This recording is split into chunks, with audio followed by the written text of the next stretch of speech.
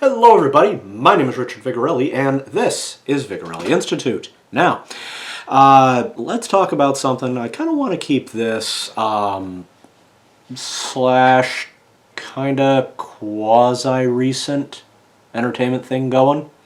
I want to talk about another show, okay? This one is called Lost. Many people were when it was on, and I'll explain why. Oh boy, will I explain why. Now, Lost came out right about when I was in college. Okay, I think it came out my last year, but I'm not sure. I don't remember exactly. Okay, and it was produced by a guy named J.J. Abrams. Back then, people really didn't care, by and large, who the director was. If you got to see a picture of him, good for you. Nobody really cared. Okay, so as long as they enjoyed the show, it was good. Okay. Now, it was on ABC. ABC is owned by Disney, and so is whom I call now Jar Jar Abrams. I'll get to why in a minute. Well, Lost was about a bunch of people that went on a plane. They all had a past. Very intricate one. Oh, yes. They had all done something naughty-ish. Okay? And it was, it's what you call an ensemble cast. Now, an ensemble cast is actually kind of difficult to work with. It does open up a lot of stories, and it also gives you the opportunity to allow stories to write themselves as you're moving along in a TV series. Okay? By the way, and here's a secret, most TV series are only written for the very first season. Then afterwards, they get written sometimes as they're being filmed. Yeah. Okay. Which explains why sometimes the quality nosedives in later seasons. Okay. Game of Thrones! Excuse me. Allergy season. Anyway,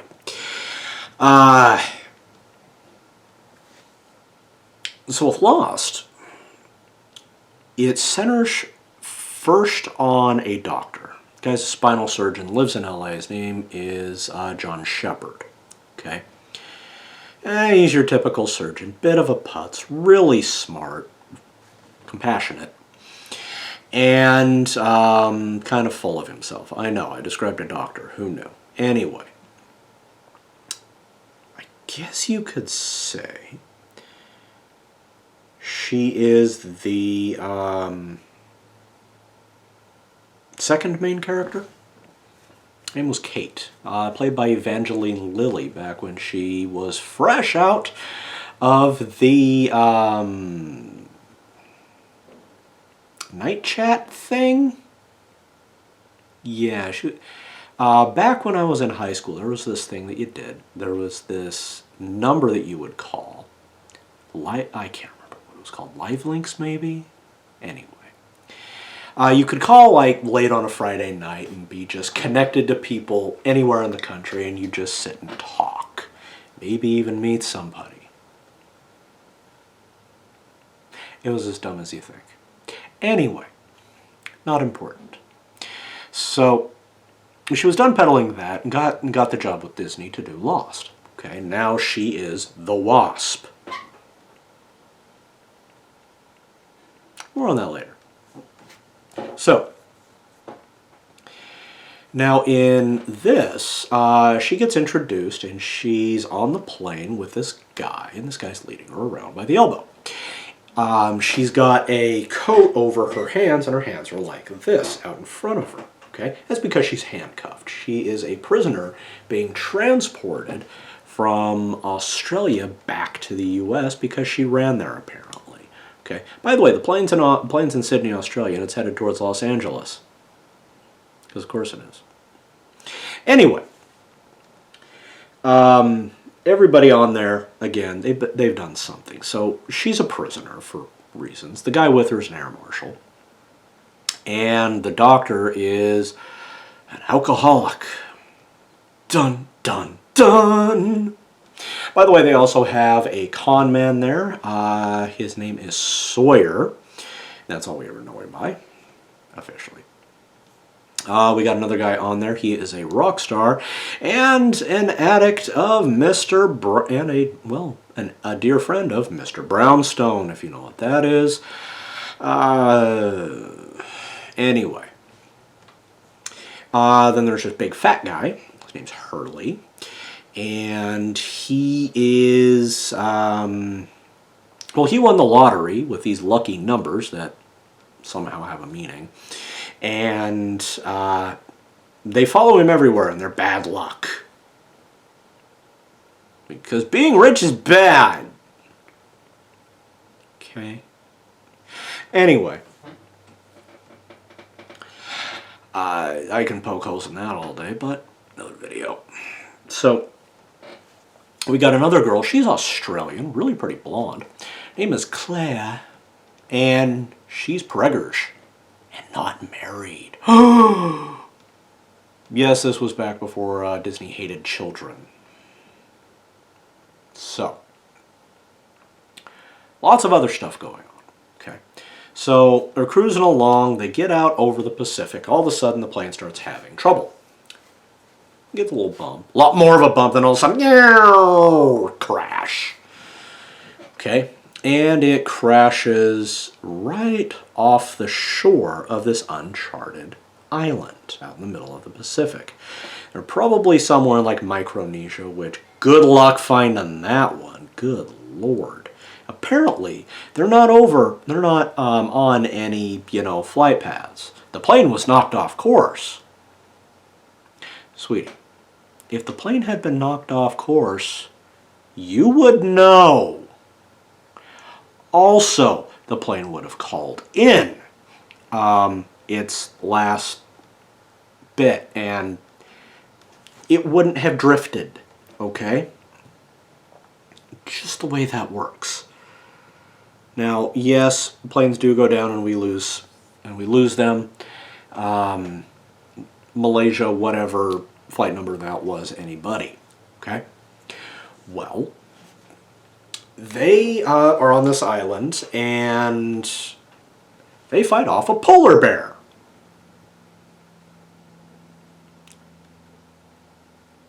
I'll explain why that's stupid later, okay? And then they find somebody's got a satellite phone, which is basically a radio. No, that's not what it does. But to get it to work, they have to climb all the way to the top of the central mountain, which is actually a dead volcano. That's what made the island, okay? Because of course it is. Anyway, they get up there and they find a radio tower. And that radio tower is sending out a message in French, and it relays next one. Now, it runs for about 20 seconds, and it's in some huge number. So this other guy that they have on there, his name is, I don't remember, Saeed. He is from Iraq, because the Iraq War was going on at this point, and those were the bad guys. Yeah. Well, he was Republican Guard, so there we are. All right, and he's there for reasons. Okay, and he calculates it out. It's been playing for like 10, 20 years, something like that. Some huge number of time. Okay, hasn't been shut off yet, so basically they're screwed. Well, we cruise on through the series, and they do background of every single character provided.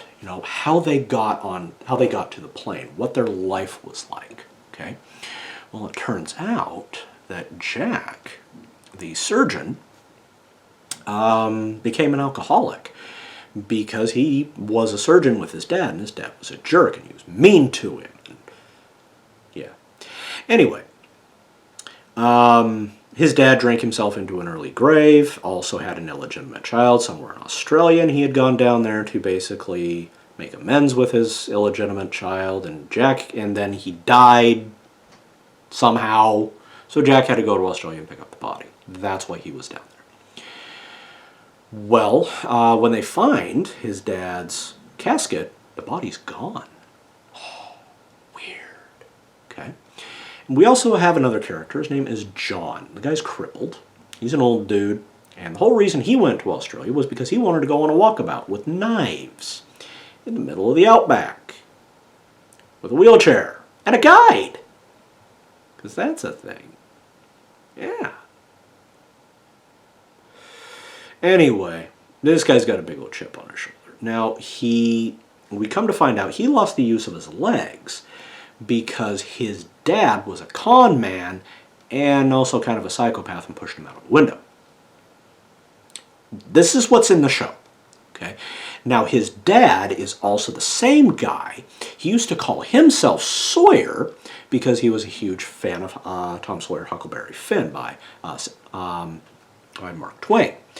Well, he would con people out of money, and well, one day he conned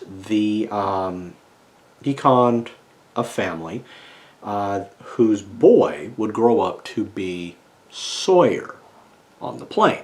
Okay, not the con man, but well, he was a con man, and he did this because his dad died. And his mom died because this guy had conned them out of money, and I don't remember the specifics why, because it's that stupid.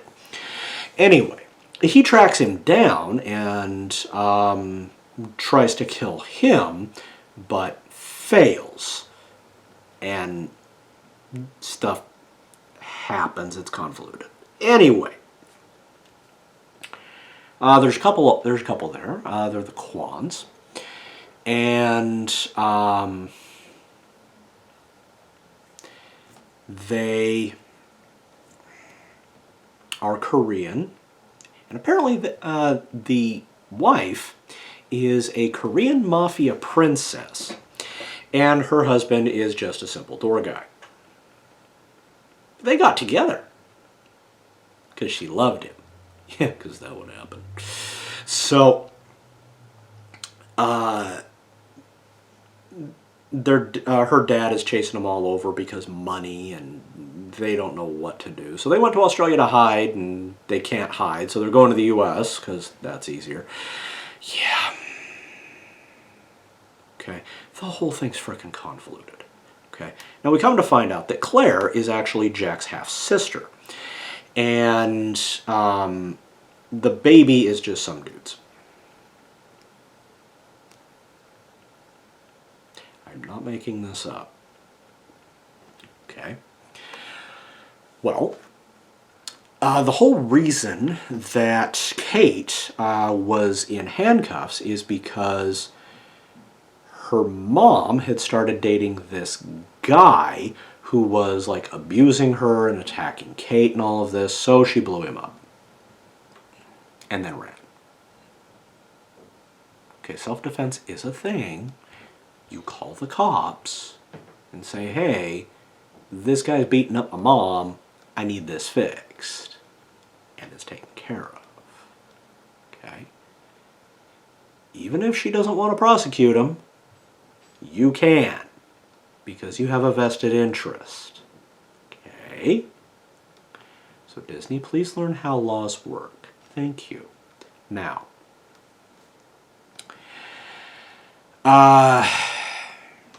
lots of other stuff happens. Turns out that the rock star guy who was on Mr. Brownstone is just a rock star guy on Mr. Brownstone, and he's a total putz because he doesn't want to live an actual life. No, he gets sober, but doesn't. And again, and he's just like, I don't care. So, at the end of the movie, at the end of the show, not the movie, some characters have come on and gone off and all of this. There's this whole side plot with people from the back of the plane getting inducted into a group of natives on the island. These were leftovers from a thing called the Dharma Initiative, which created the thing that caused the plane to crash. It's an electromagnetic pulse thing, and they can make the island move if they want. It's the hell. Okay, but apparently the island is magic, and we'll get to that in a second. My brain is hurting. Okay. Now the Dharma Initiative is basically this hippie commune thing. They all have jumpsuits, which is something Disney loves for some strange reason. Anyway. Goes all the way back to like the 1970s, you know, when hippie communes were a thing, apparently. And you just kind of got recruited. Sounds really suspicious. Yeah. So you go to the island, you get a job, and you do a thing, and you can live there and do stuff. And then you go home via submarine. Because that's the only thing that can survive the trip to and from the island, even though we have several instances of things coming onto the island and off the island. Well, they have the coordinates. Otherwise, their instruments get confused. Because there's an anomaly on the island. It's an electromagnetic anomaly on the island. That is not how electromagnetic anomalies work, moron. Okay? There's also a chamber in there that if you put any metal in it and turn it on, it explodes. Because microwaves are magic. Also, you can move the island by turning a wheel at the center of the island that's frozen solid. But if you do that, you'll teleport to a random place in the world. That's how they got the polar bears. I'm not joking. Yeah. Now, here's the thing. When you get to the end of it, it turns out that everybody on the island is dead. Stone dead. They're all ghosts or something. They even said this in the show. They're dead. So at the end of the show, everybody came back and was like, oh, so they were in purgatory the whole time. No, they weren't. Where were they? Not purgatory. That's not real. Were they in heaven? No. Were they in hell? No. You're using all of this spiritualism stuff. They're not in an afterlife. They're in a pre-afterlife. How is that not frickin' purgatory? Okay, the definition of purgatory is spiritual and moral limbo. You're neither good nor bad. You're trying to sort out the bad so that you can get better and go into paradise. Okay? Or if you go bad, then you get pushed away from paradise, which happens to a character. I didn't go over him. His name's Walt, I think? No, that's the boy. That's his son. I forget. Black guy. Dies halfway through because he's an idiot.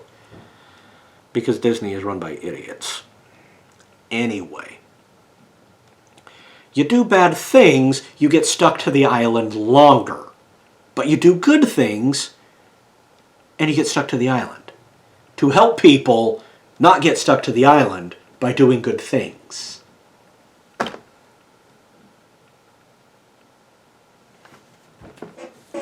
My brain. My poor bald-headed brain. Now, when I was in college, I loved this show. Okay? Because I was young, dumb, and full of something. I watched it again, and it's just proto-woke. That's all it is. Okay?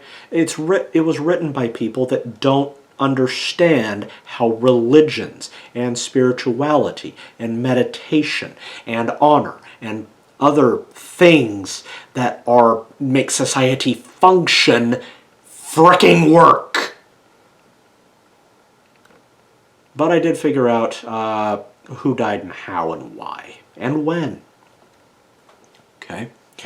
So everything's kept purposely vague, and that is because of this thing that Jar Jar Abrams likes to use, and it's called the mystery box.